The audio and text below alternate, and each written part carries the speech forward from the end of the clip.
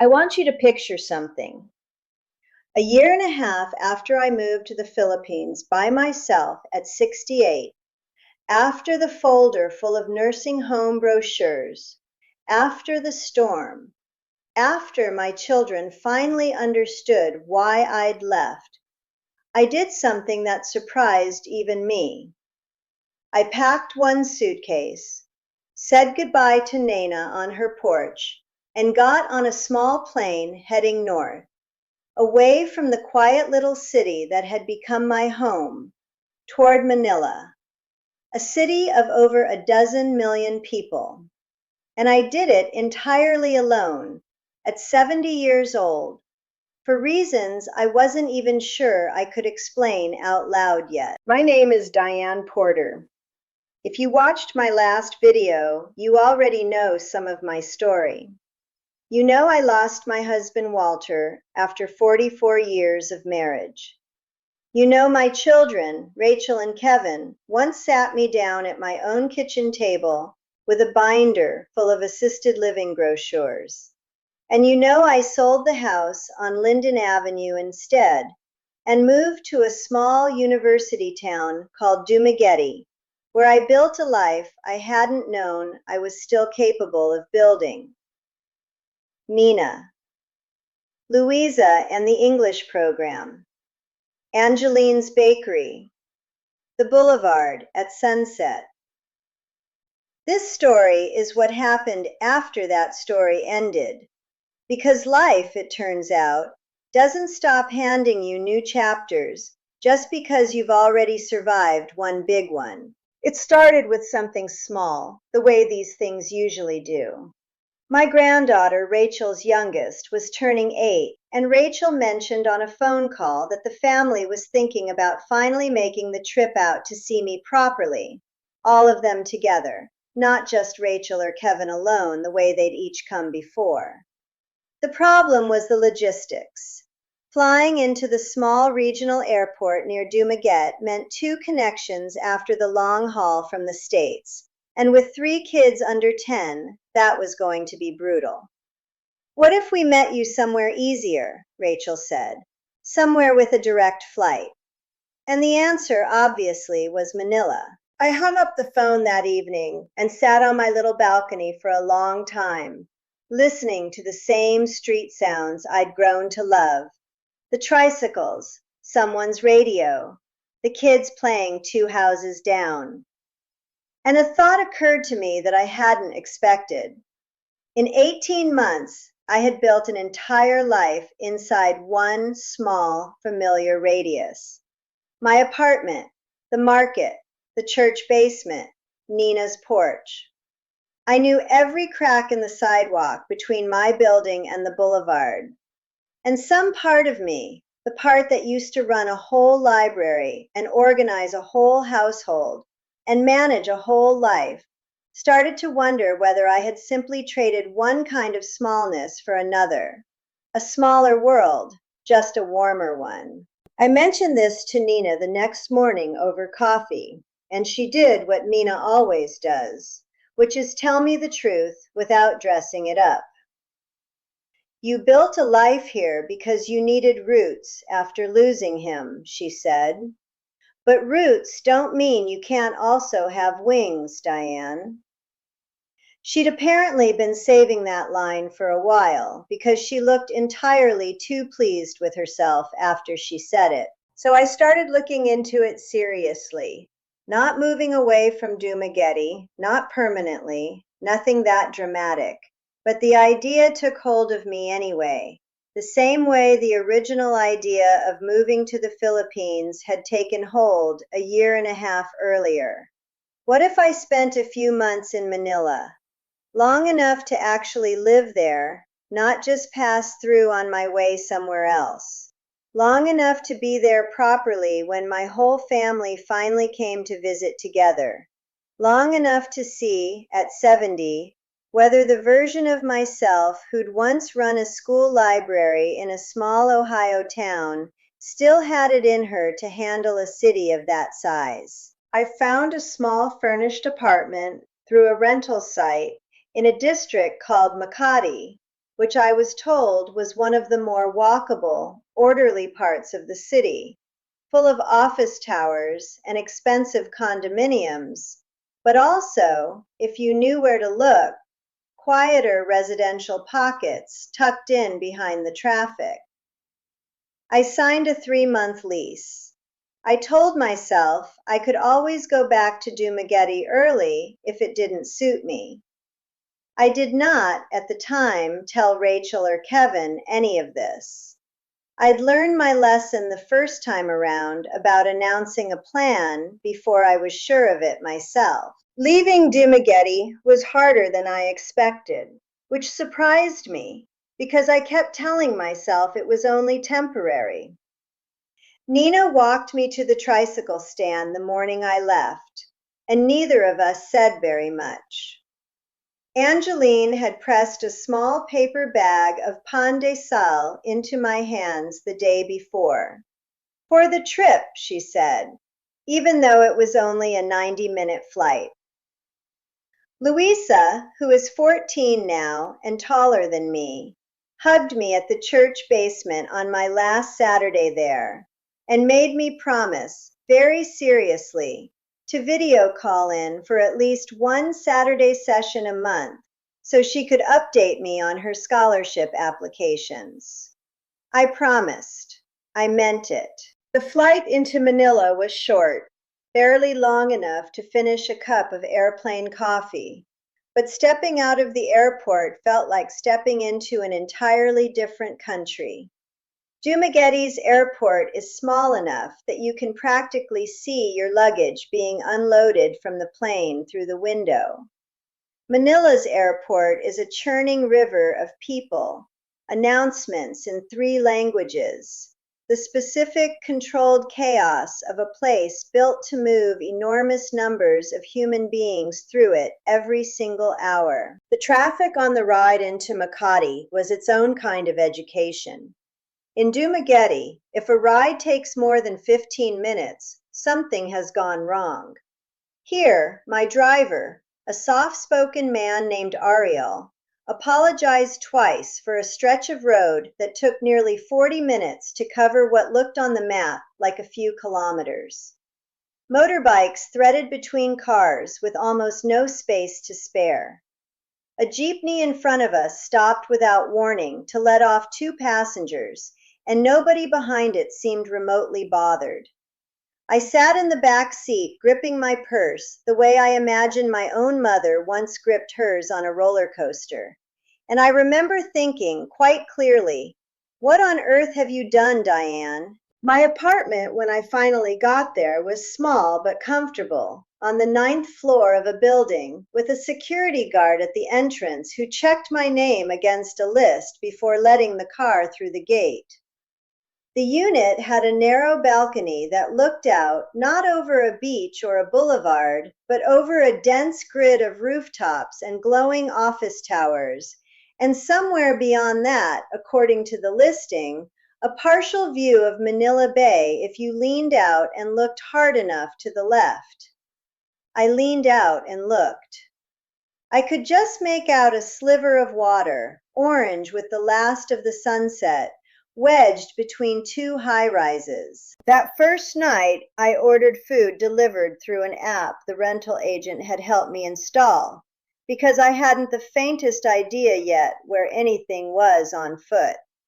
And I sat at my small kitchen table eating alone, listening to a city of over 12 million people hum on every side of me, and felt something I hadn't expected to feel again after all this time.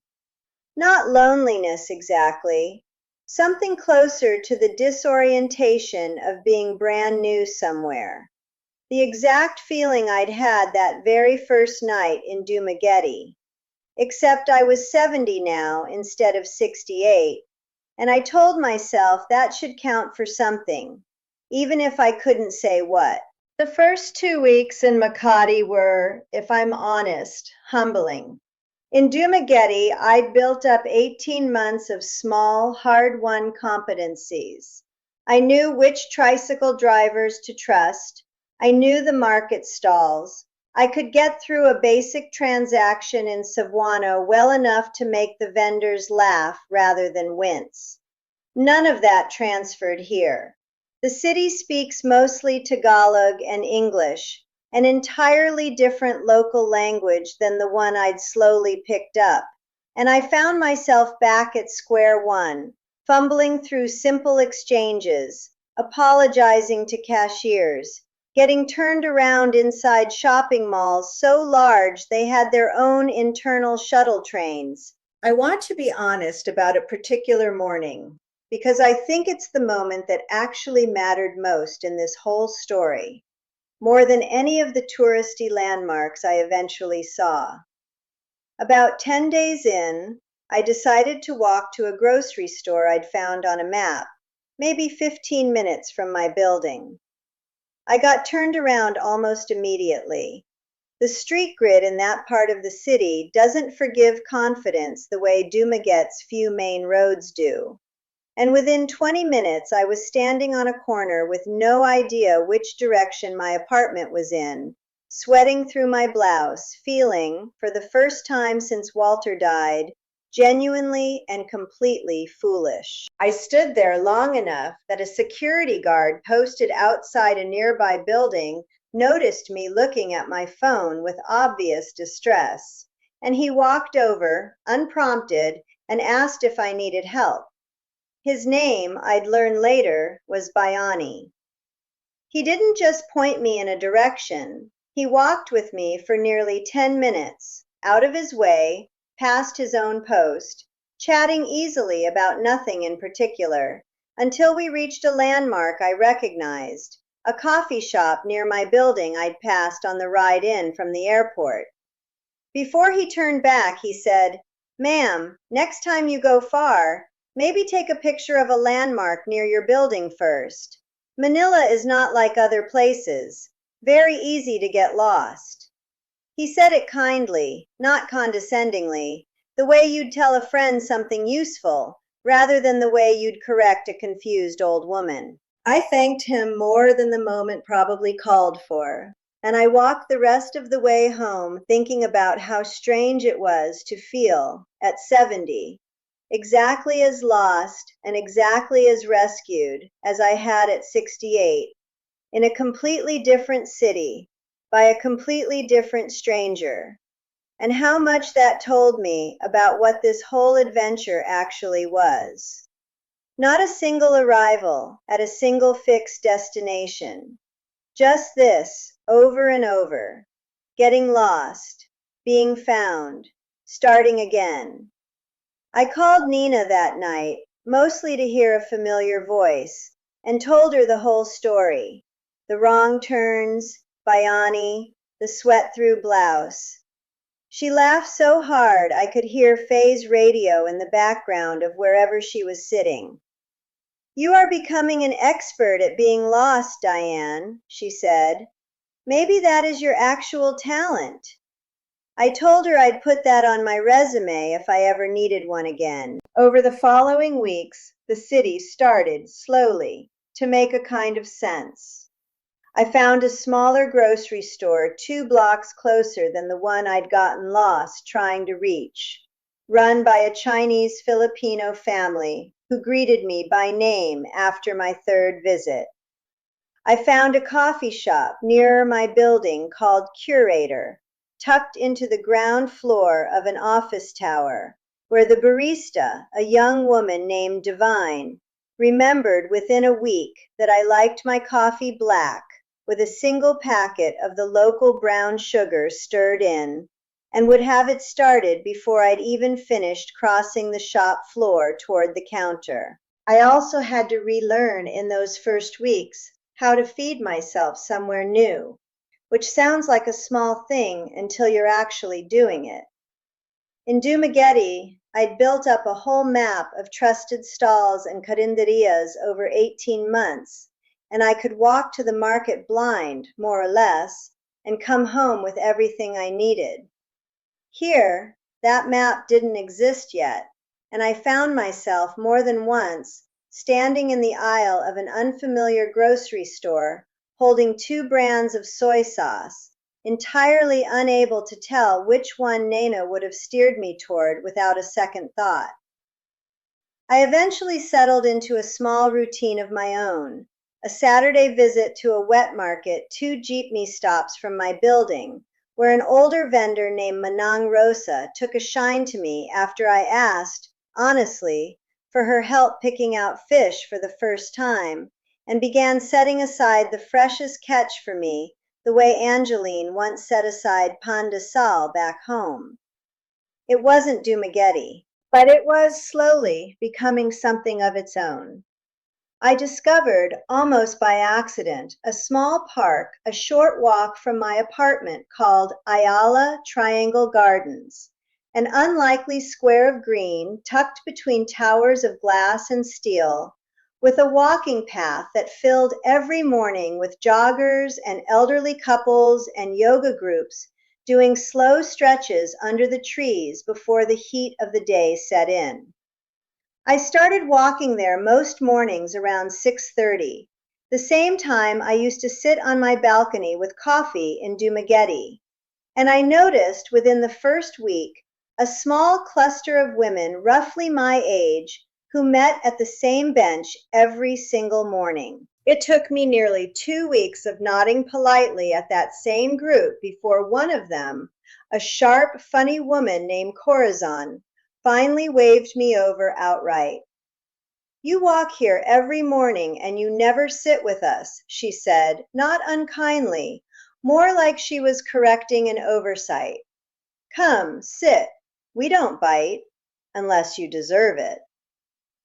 That was how I met what I've come to think of, only half joking, as the Ayala Triangle ladies. Corazon, a retired bank manager. Fely, a widow like me, whose husband had been a doctor. Baby, who despite the name is easily 81 and still walks the loop twice every morning before the rest of us have finished our first lap. They asked, that first morning, the same question everyone eventually asks me.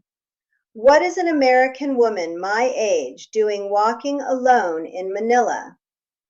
And I told them the truth, the short version. Walter, the folder, Dumaguete, the visit I was here to prepare for. Fely, the doctor's widow, reached over and patted my hand without a word, the particular gesture of someone who understands a specific kind of loss without needing it explained further. From that morning on, the bench had a fifth regular. The contrast between this life and the one I'd built in Dumaguete fascinated me more than I expected it to. In Dumaguete, my days had a gentle, almost rural rhythm. The market, the boulevard, Saturdays at the church basement. Here in Makati, everything moved faster, glossier, more anonymous in some ways, but I was surprised to find not actually less kind, just kind in a different key. Bayani checking on me from his post most evenings when I walked past. Divine at the coffee shop. The Ayala Triangle ladies, who within a month had folded me so thoroughly into their morning routine that Corazon texted me directly if she thought I might be running late. About 6 weeks in, I had a doctor's appointment I'd actually planned in advance for once, rather than an emergency one. At 70, with Rachel's voice permanently living somewhere in the back of my head asking about my health, I decided it made sense to get a proper full checkup while I was in a city with more specialists than Dumaguete's smaller hospital could offer. I went to a large private hospital called St. Luke's, and the experience was, in its own way, a small revelation. A cardiologist, a Dr. Aquino, spent nearly 40 minutes with me, reviewed everything thoroughly, ran a full set of tests, and pronounced me, in his words, "In better shape than most Americans half your age, Mrs. Porter. You should be proud." The entire visit, tests included, came to just under 6,000 pesos. around $105. I thought, not for the first time, about what an equivalent full cardiac workup would have cost me back in Ohio. And I sat in the waiting room afterward, doing math that made me laugh out loud, alone, which earned me a curious look from the receptionist. I called Rachel that evening specifically to tell her about the appointment because I knew, even unprompted, it would matter to her more than almost anything else I could say. She was quiet for a moment on the phone. "You actually went and got checked out? On your own, without me asking?" "I did." "And?" "Dr. Aquino says I'm in better shape than most Americans half my age." I could hear the smile in her voice, even through the phone. "Good," she said. "Good, Mom. I'm glad." It struck me after we hung up how different that conversation was from the ones we used to have, back at that kitchen table with the color-coded folder. She wasn't managing me anymore. She was simply glad. Kevin, when I called him a few days later with the same news, took it in his own particular way, which is to say, he asked 4 follow-up questions about the hospital's accreditation and whether the cardiologist had trained internationally before he finally allowed himself to sound relieved. "So you're really doing the whole independent research thing again," he said. "Booking your own appointments, figuring out a whole new city by yourself." "I am." There was a pause on the line, and then he laughed, an actual laugh, not the careful, worried tone I remembered from 18 months earlier. "You know, Mom, most people your age are trying to convince their kids they can still take care of themselves. You're out here actually doing it, in a city of 12 million people, in a country you'd visited maybe twice before you moved there permanently." "I suppose I am." "It's a little annoying, honestly, in a good way." That, from Kevin, was about as close to a compliment as I was going to get, and I took it happily. I settled over those first 6 weeks into a rhythm of my own making, different from Dumaguete's, but no less real for being different. Mornings still belonged to the Ayala Triangle ladies, though the bench conversations here ran to different subjects than Nena's porch did. Less about the market and more, I noticed, about grown children scattered across different countries, a common thread among all 4 of us. Baby's son worked in Dubai. Corazon's daughter had married a Canadian and rarely visited. Fely's only child had settled in Australia. We were, in our own way, a small parliament of mothers learning to love our children from a distance, each of us having arrived at that particular skill by an entirely different road. In the afternoons, once the worst of the heat set in, I discovered the peculiar pleasure of the city's shopping malls, not for the shopping itself, which held little interest for me, but for what they actually were: enormous, air-conditioned town squares where whole families spent entire Sunday afternoons doing nothing more urgent than being together. I'd sit in the food court at a mall called Greenbelt with a bowl of something called Tahoe, a warm, silken soybean dessert sold by a vendor who set up near the entrance every afternoon at exactly the same hour. And I'd watch 3 generations of the same family occupy an entire long table, grandparents down to toddlers, nobody in any particular hurry to leave. I tried during those weeks to learn a handful of Tagalog phrases, the way I'd once forced myself through Cebuano in Dumaguete, though I discovered quickly that Manila required far less of it. English carried me through nearly every transaction, which felt, in a strange way, like cheating after all the effort I'd put into Cebuano. Still, I learned enough to order my coffee properly, and to thank Divine at Curator each morning in her own language rather than mine. And the first time I managed it without stumbling, she grinned so widely I nearly asked her to teach me a second phrase on the spot.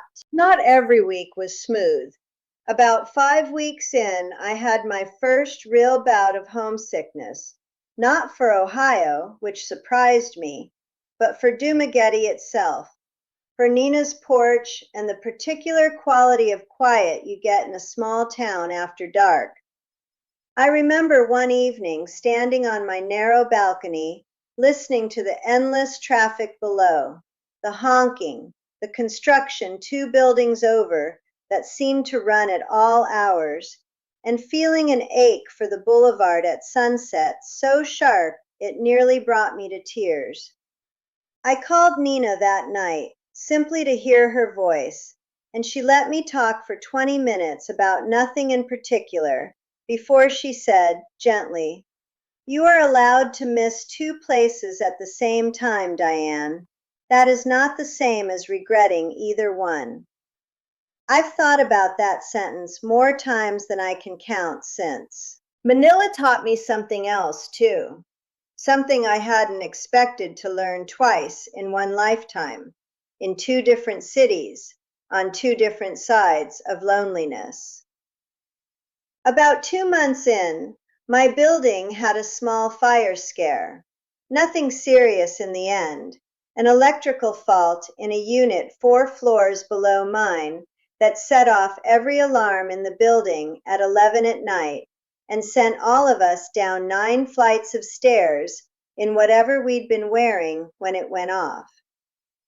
I found myself standing on the sidewalk outside in my pajamas and a light cardigan, next to dozens of strangers I'd never spoken to, most of them young professionals who lived in the building and worked the kind of long hours that meant they'd probably never once said more than a polite nod to each other in the elevator. And yet, standing there in the humid dark waiting for the all clear, an odd little community assembled itself out of nothing.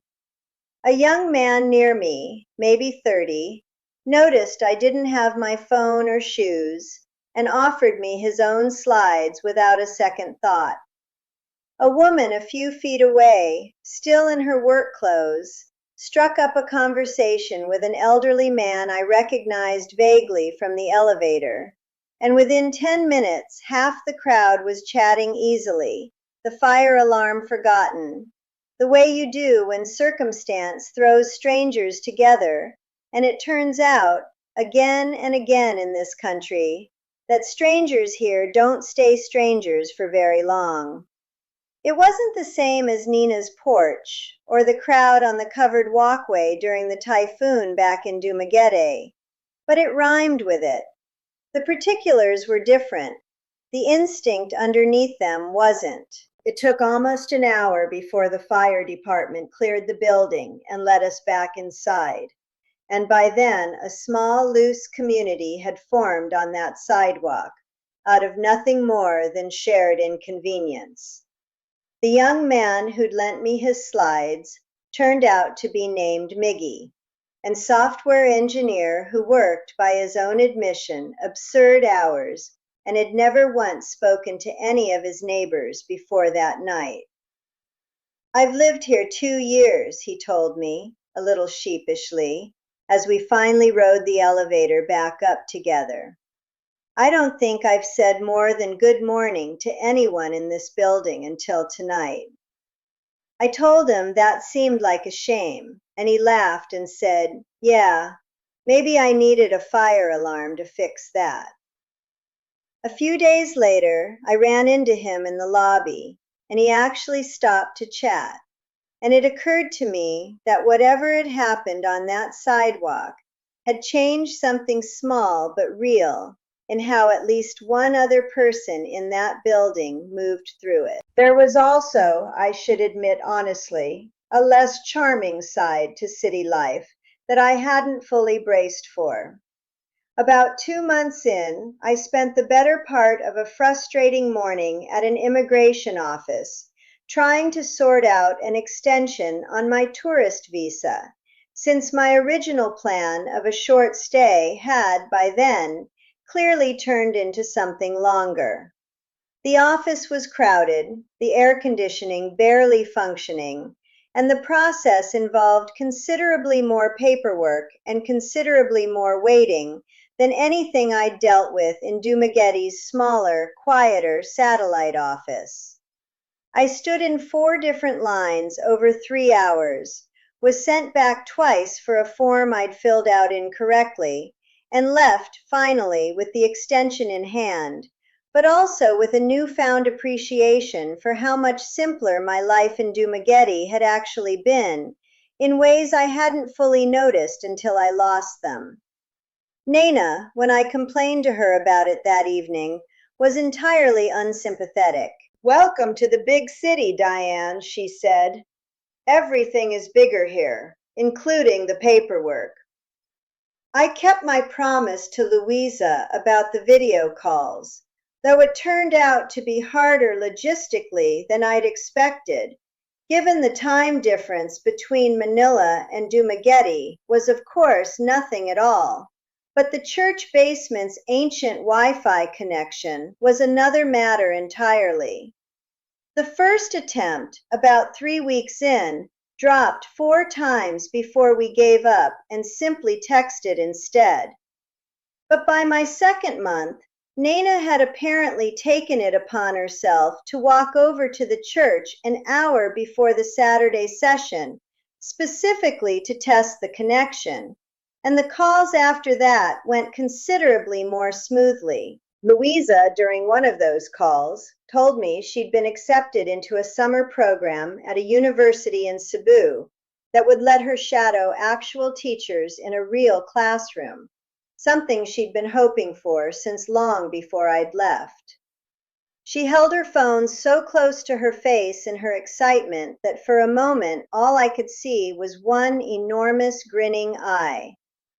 "Ma'am Diane, I am going to be an actual teacher's assistant, a real one." I told her I couldn't imagine anyone more deserving of it, and I meant every word. After we hung up, I sat on my narrow Manila balcony for a long while, thinking about how strange and wonderful it was that a woman who'd once believed her useful years were behind her was now receiving proud, breathless updates from a 13-year-old on the other side of an ocean she'd crossed almost by accident. By the 3rd month, my family's visit was finally approaching, and I found myself, oddly, nervous in a way I hadn't been for either of my children's individual visits to Dumaguete. This time, it was all of them at once, Rachel and her husband and their 3 kids, flying in together, seeing not just my life, but seeing me somewhere brand new myself, somewhere I was still, by my own admission, a relative beginner. They landed on a Saturday morning, and watching all 5 of them come through the arrivals gate at once, tired and rumpled from the long flight, my 3 grandchildren immediately arguing about something trivial, was one of the fullest moments I've had since Walter died. My youngest granddaughter, Emma, the one whose birthday had started this whole chapter, ran straight at me and nearly knocked me over. I'd planned the week carefully. We spent the first 2 days simply letting the kids adjust, swimming in the building's rooftop pool, which none of them could quite believe existed 9 floors up in the middle of a city. I introduced them to the Ayala Triangle ladies on our morning walks, and Corazon, predictably, adopted all 3 grandchildren within about 4 minutes and started teaching Emma a hand clap game in a mix of English and Tagalog that Emma still, apparently, plays with her friends back home. We visited a place called Rizal Park, an enormous green space near the old walled city, where my middle grandson, a serious boy of 10 named Tyler, became fascinated by a group of older Filipino men playing chess on stone tables and ended up losing 4 games in a row to a retired accountant who taught him, with tremendous patience, exactly where he'd gone wrong each time. We walked through the old Spanish Quarter, Intramuros, and Rachel, standing in the shadow of a 400-year-old fort wall, turned to me and said something I didn't expect. I never once thought about the Philippines having this much history. I think I pictured it as just, I don't know, beaches and jungle. Most people do, I told her. I did too, before I actually came. Rachel's husband, David, who had said very little the entire trip beyond polite pleasantries, surprised me on our 4th day by asking if I'd take him along to my morning walk with the Ayala Triangle ladies, since he was, in his words, curious what exactly wins over a woman who ran a school library for 30 years. He came, and Corazon interrogated him thoroughly and, I gathered, satisfactorily, about whether he treated her granddaughter well, meaning Rachel, and by the end of the walk he was laughing along with the rest of us, and had apparently agreed to bring Corazon a specific brand of American chocolate the next time anyone in the family visited. That evening he told Rachel, within my hearing, that he finally understood what she'd been trying to describe to him for the past year and a half, and hadn't quite been able to put into words. It's not that people are just friendly here, he said. It's that they actually let you in, fast, on purpose. I thought that was about as accurate a summary as anyone had given me yet. One afternoon, we took all 3 grandchildren to an aquarium near the bay, mostly to give everyone a break from the heat. And Emma, who is 8 and fearless in a way her mother never was at that age, spent nearly 20 minutes with her face pressed against a tank of enormous sea turtles, asking the attendant question after question until the poor young woman ran out of facts to offer. On the way out, Emma announced, with the complete confidence of an 8-year-old, that she was going to become a marine biologist and live near an ocean just like her grandmother did. Rachel caught my eye over her daughter's head and mouthed silently, "Don't encourage her," though she was smiling when she did it. The moment that mattered most happened almost by accident, on their 5th day, when we ran into Bayani outside my building.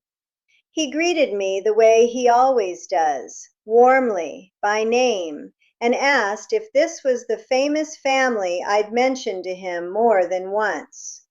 I introduced everyone, and he shook Rachel's hand and said, entirely unprompted, "Your mother is very brave, coming here alone at her age. We look out for her."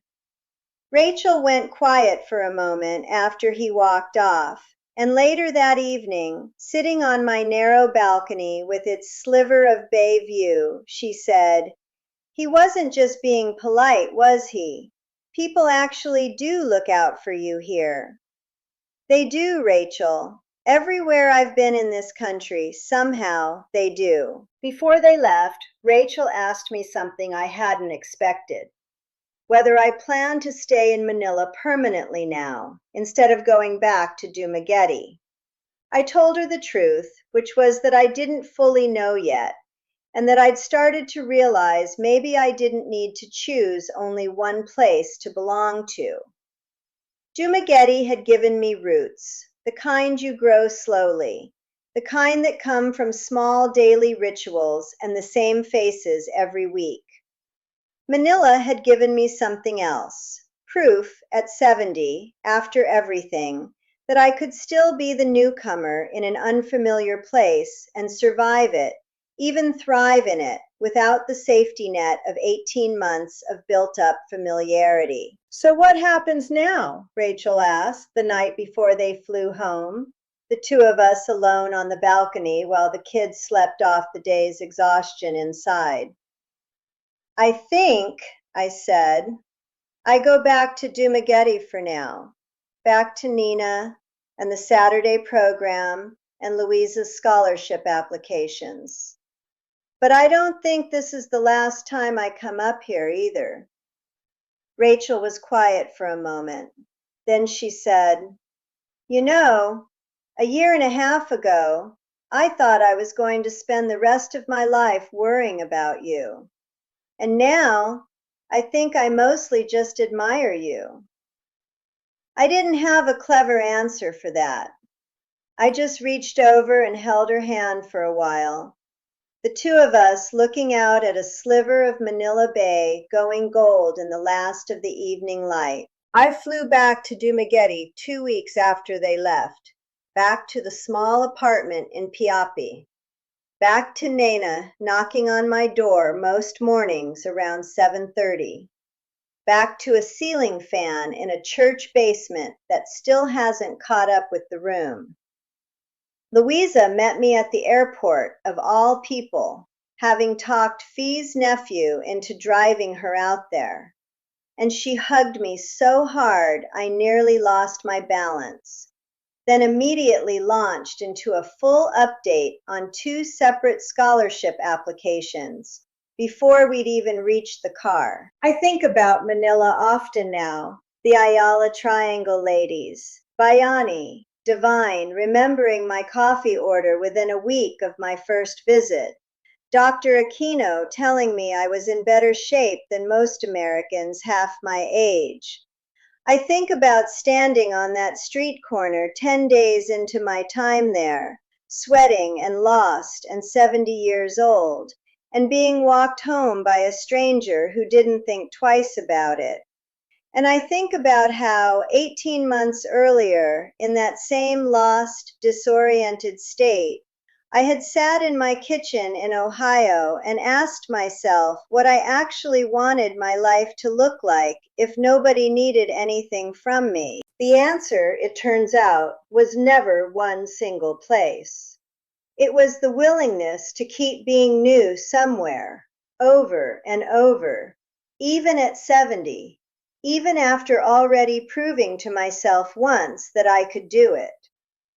Dumaguete taught me how to build roots after loss.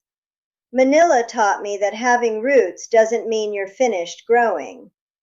My daughter said it herself on a park bench in front of a 400-year-old fort wall. I never once thought about the Philippines having this much history. I think most of us, myself included 18 months ago, don't think about how much room there still is left in a life we've already decided is basically finished. These days I split my time between the 2 cities, a few months in Dumaguete, a stretch of weeks back up in Manila, and I've stopped apologizing to myself for not being able to explain in one tidy sentence exactly where home is anymore. Corazon still texts me on the mornings I'm away, usually just a photograph of the bench with an empty space where I'd normally sit, captioned with some version of, "We miss our 5th chair." Nena has taken, with what I suspect is a great deal of private amusement, to calling Manila your other life whenever she mentions it, as though I'm living some sort of double existence, which I suppose, in the gentlest possible way, I am. I think about Walter sometimes in both places, though differently in each. In Dumaguete, I think about him in the quiet moments, sitting alone on the boulevard at sunset, the way I used to imagine telling him about my day when I got home from the library. In Manila, oddly, I think about him more in motion, in the middle of the noise and the traffic, and the sheer determined busyness of 12 million people going about their lives, because Walter was a man who liked being useful, who was happiest with his hands full of some small, necessary task, and I think he would have found something to admire in a city that never quite stops moving. I'm 70 years old now. I have a life in a small city by the sea, and, it turns out, the beginnings of another one in a city of 12 million people, and I no longer feel any particular need to choose definitively between them. If there's one thing I'd want you to take from this, sitting wherever you're sitting right now, maybe feeling like your own life has already been decided for you by circumstance or by well-meaning people with binders and brochures, it's this: you are allowed to keep starting over. Not just once as some dramatic singular act of reinvention, but again and again, for as long as you're willing to get a little lost in order to be found somewhere new. If this story meant something to you, I'd be grateful if you'd like the video and subscribe. There are more stories like mine, and I think you'll find them worth the time. Thank you for sitting with me through this one. I'll see you in the next.